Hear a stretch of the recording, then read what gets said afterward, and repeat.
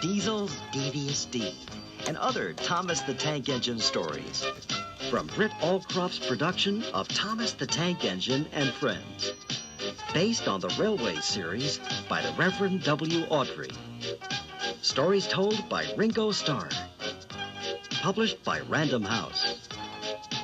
You should be looking at the page where you see Duck the Great Western Train sitting on his track.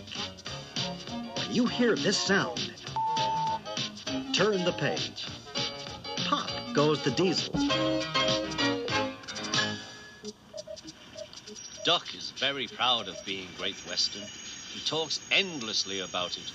But he works hard too and makes everything go like clockwork. It was a splendid day.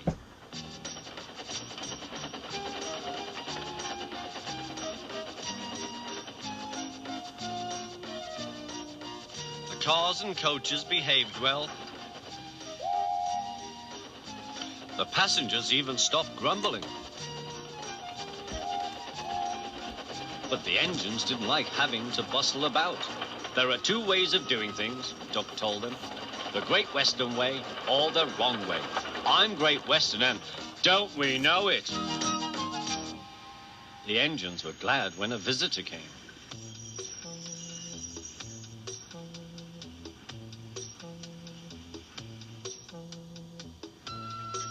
He purred smoothly towards them.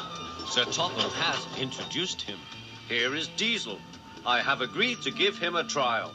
He needs to learn. Please teach him, Duck. Good morning, purred Diesel in an oily voice. Pleased to meet you, Duck. Is that James and Henry and Gordon, too? I am delighted to meet such famous engines.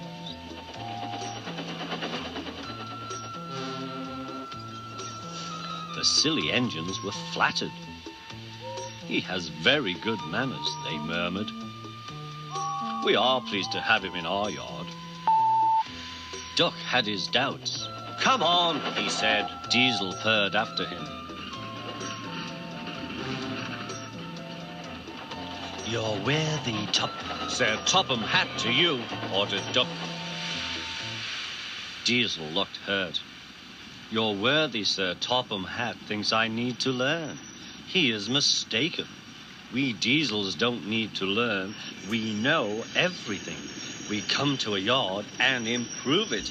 We are revolutionary. Oh, said Duck, if you're Rever Thingamy, perhaps you would collect my cars while I fetch Gordon's coaches. Diesel, delighted to show off, purred away. When Duck returned, Diesel was trying to take some cars from a siding. They were old and empty.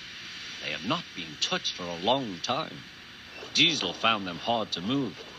Pull! Push! Backwards! Forwards! Oh-wee! Oh-wee! The cars groaned. We can't! We won't! Duck watched with interest. Diesel lost patience. Grrr, grrr, he roared. Gave a great heave. The cars jerked forward. Oh, oh, they screamed. We can't, we won't. Some of their brakes snapped, and the gear jammed in the sleepers. Arr, grrr. Oh, ho, ho, ho, chuckled Duck. Diesel recovered and tried to push the cars back, but they wouldn't move. Duck ran quietly round to collect the other cars. Thank you for arranging these, Diesel. I must go now. Don't you want this lot? No, thank you. Diesel gulped. And I've taken all this trouble. Why didn't you tell me? You never asked me. Besides, said Duck, you were having such fun being Rev whatever it was you said. Goodbye. Arr, grrr. Oh. Diesel had to help the workmen clear the mess. He hated it. All the cars were laughing and singing at him. Cars waiting in the yard, tackling them with easel. Show the world what I can do, gaily boasts the Diesel. In and out he creeps about like a big black weasel. When he pulls the wrong cars out, up goes the Diesel. Arr, growled Diesel and scuttled away to sulk in the shed.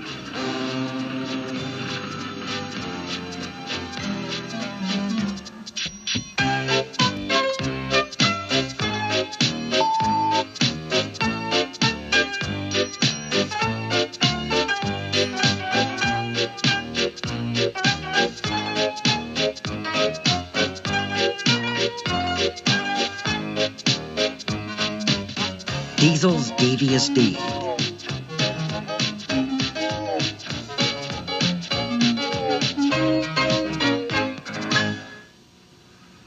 Diesel, the new engine, was sulking. The freight cars would not stop singing rudely at him.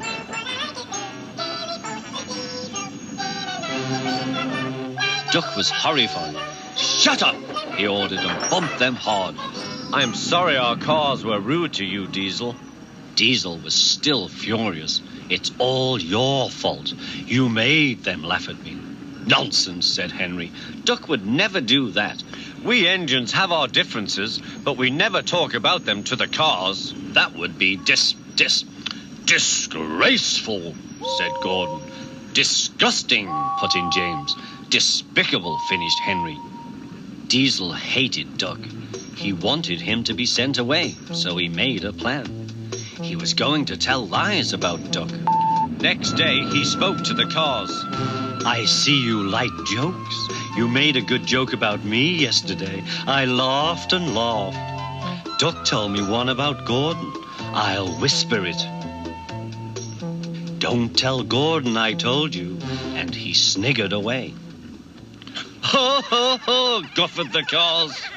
"Gordon will be cross with Duck when he knows. Let's tell him and get back at Duck for bumping us." They laughed rudely at the engines as they went by.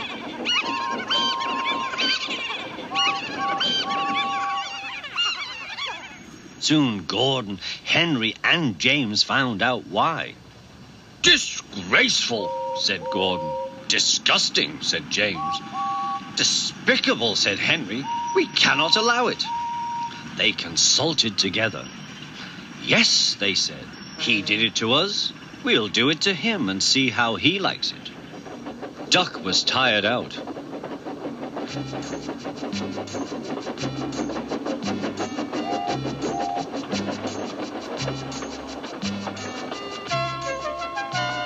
The cars had been cheeky and troublesome.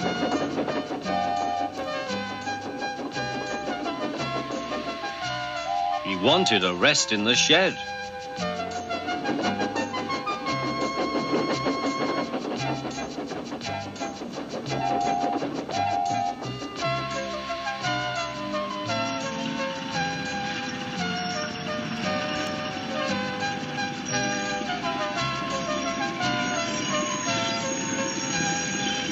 The three engines barred his way.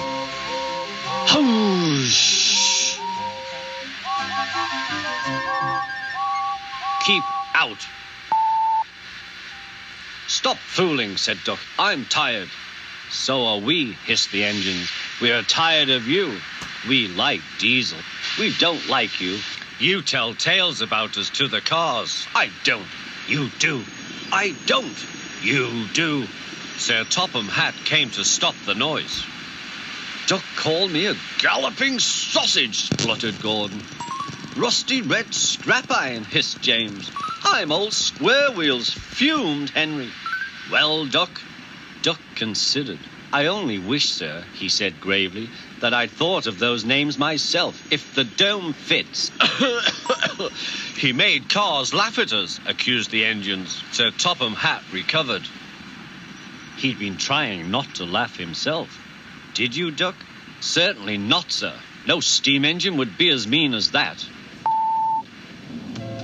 Diesel lurked up. "Now, Diesel, you heard what Duck said." "I can't understand it, sir. To think that Duck of all engines. I am dreadfully grieved, sir, but know nothing." "I see," said Sir Topham Hatt. Diesel squirmed and hoped he didn't. "I'm sorry, Duck, but you must go to Edward's station for a while. I know he will be glad to see you." "As you wish, sir." Duck trundled sadly away, while Diesel smirked with triumph.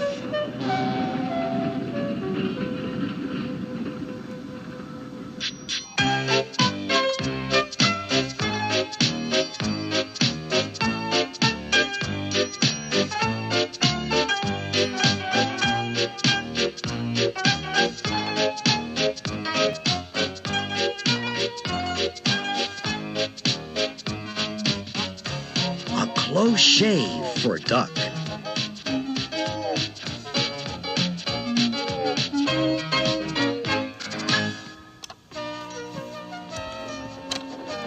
Duck, the Great Western Engine, puffed sadly to Edward's station. "It's not fair," he complained. "Diesel has been telling lies about me and made Sir Topham Hatt and all the engines think I'm horrid." Edward smiled. "I know you aren't, and so does Sir Topham Hatt. You wait and see. Why don't you help me with these cars?" Duck felt happier with Edward and set to work at once.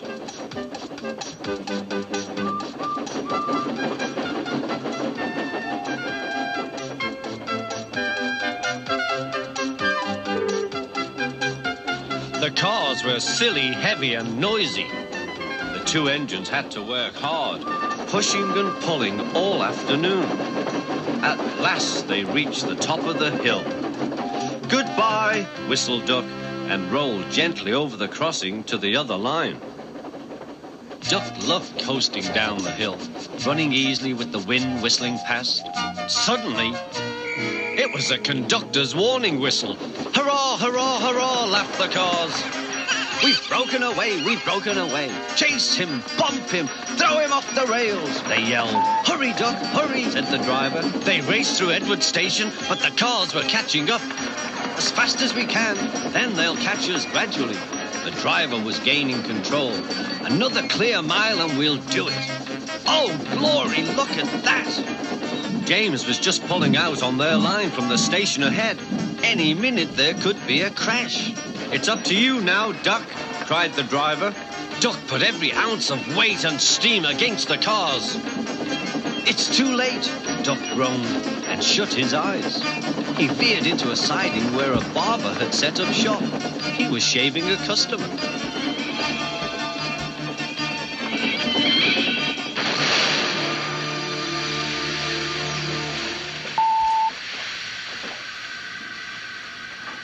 The silly cars had knocked their conductor off his van and left him far behind after he had whistled a warning. But the cars didn't care. They were feeling very pleased with themselves. "Beg pardon, sir," gasped Duck. "Excuse my intrusion." "No, I won't," said the barber. "You frightened my customers. I'll teach you." And he lathered Duck's face all over. Poor Duck. Thomas was helping to pull the cars away when Sir Topham Hatt arrived. "I do not like engines popping through my walls," fumed the barber. "I appreciate your feelings," said Sir Topham Hatt, "but you must know that this engine and his crew have prevented a serious accident." "It was a very close, shave." "Oh," said the barber. "Oh, excuse me." He filled a basin of water to wash Duck's face. "I'm sorry. I didn't know you were being a brave engine." "That's all right, sir. I didn't know that either." "You were very brave indeed," said Sir Topham Hatt. "I'm proud of you." Sir Topham Hatt watched the rescue operation. Then he had more news for Duck. "And when you are properly washed and mended, you are coming home." "Home, sir? Do you mean the yard?" "Of course. But, sir, they don't like me. They like Diesel." "Not now. I never believed Diesel, so I sent him packing. The engines are sorry and want you back."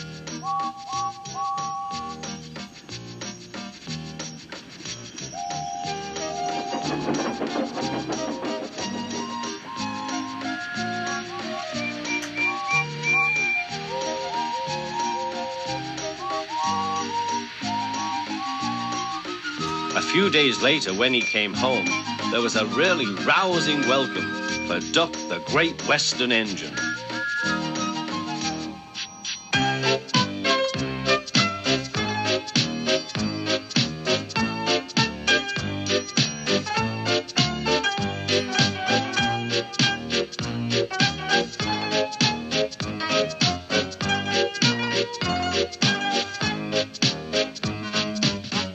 Woolly Bear.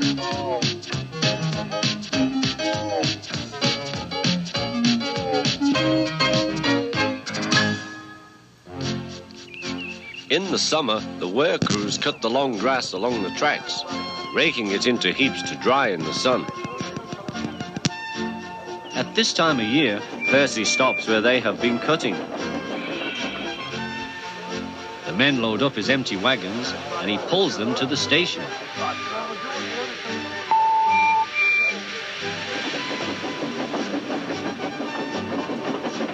Toby then takes them to the hills for the farmers to feed their stock.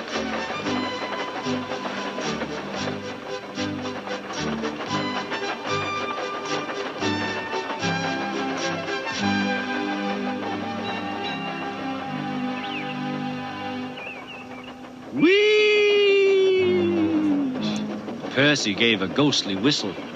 "Don't be frightened, Thomas," he laughed. "It's only me." "Your ugly phiz is enough to frighten anyone," said Thomas. "You're like..." "Ugly indeed. I'm a green caterpillar with red stripes," continued Thomas firmly. "You crawl like one too." "I don't." "Who's been late every afternoon this week?" "It's the hay." "I can't help that," said Thomas. "Time's time, and Sir Topham Hatt relies on me to keep it." "I can't if you crawl in the hay till all hours." "Green caterpillar indeed," fumed Percy. He set off to collect some hay to take to the harbour. "Everyone says I'm handsome, or at least nearly everyone. Anyway, my curves are better than Thomas's corners." "Thomas says I'm always late," he grumbled. "I'm never late, or at least only a few minutes." "What's that to Thomas? He can always catch up time further on." All the same, he and his driver decided to start home early. Then came trouble.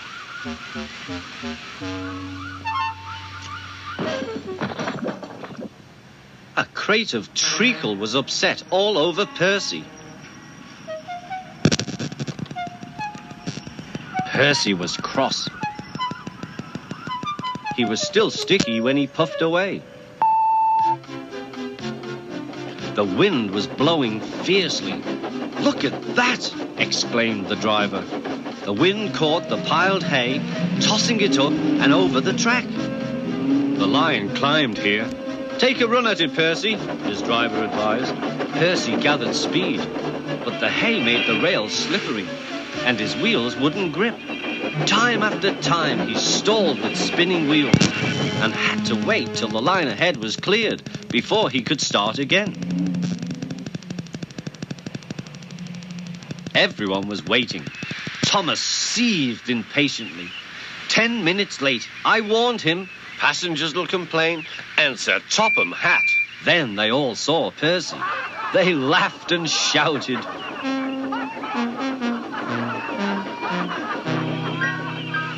"Sorry I'm late," Percy panted. "Look what's crawled out of the hay," teased Thomas.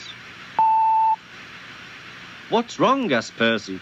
"Talk about hairy caterpillars," puffed Thomas. "It's worth being late to have seen you."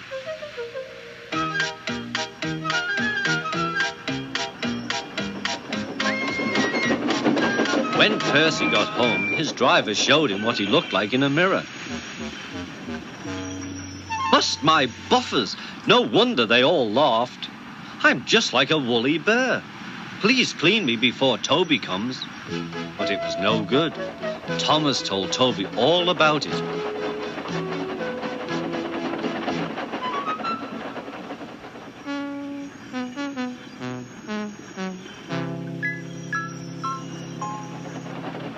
Instead of talking about sensible things like playing ghosts, Thomas and Toby made jokes about woolly bear caterpillars and other creatures which crawl about in hay. They laughed a lot, but Percy thought they were really being very silly indeed.